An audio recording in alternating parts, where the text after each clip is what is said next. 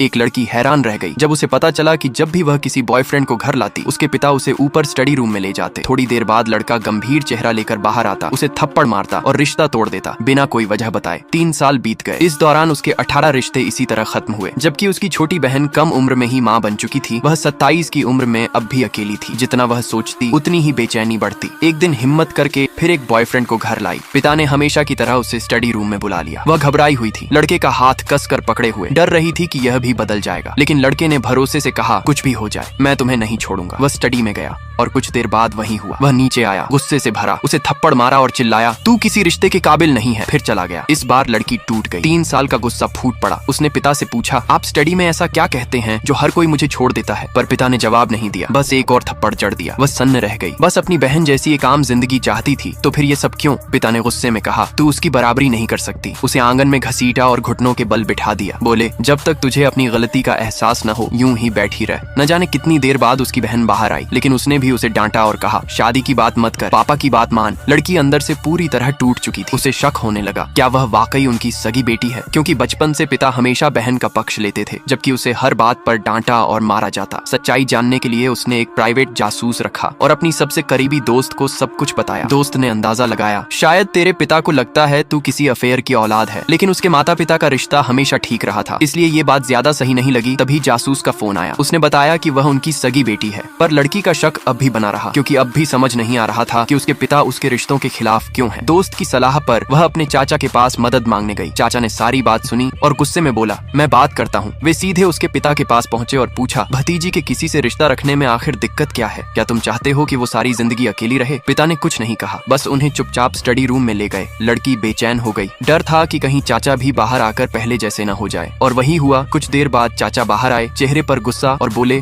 तू शादी के लायक नहीं है। फिर थप्पड़ मारा और बोला, अब मैं तुझे सबक सिखाऊंगा। उसकी चाची दौड़ती हुई आई, शायद वो उसका पक्ष लेंगी, यही उम्मीद थी। लेकिन पिता ने उन्हें भी स्टडी में खींच लिया। थोड़ी देर में चाची बाहर आई, चेहरा गुस्से से भरा था। वो चिल्लाई, अगर तूने शादी की तो मैं तुझे जहर दे दूंगी। लड़की डर से कांपने लगी। वो अपने कमरे में भागी, लेकिन वहां जाकर देखा फोन से सारे बॉयफ्रेंड्स के नंबर और तस्वीरें डिलीट हो चुके थे। वह गुस्से में बाहर आई और पिता से पूछा, ये सब क्यों किया? तब पता चला ये सब उसके पिता और बहन ने मिलकर किया था, ताकि वह कभी किसी से प्यार न कर सके। लड़की ने बहन से पूछा, तू मेरी जिंदगी में दखल क्यों दे रही है? पिता और भड़क उठे, चिल्लाए, चुप हो जा। फिर धमकी दी, अगर तूने नहीं माना तो तुझे मार डालूंगा। अब सब्र का बांध टूट चुका था। 3 साल की चुप्पी अब फट पड़ी। अब चाहे कुछ भी हो, उसे खुद देखना था कि स्टडी रूम में ऐसा क्या है जो भी अंदर जाता है उसका व्यवहार बदल क्यों जाता है। अचानक वह ऊपर की ओर दौड़ी, ठान चुकी कि अब वो सच्चाई जानकर ही मानेगी।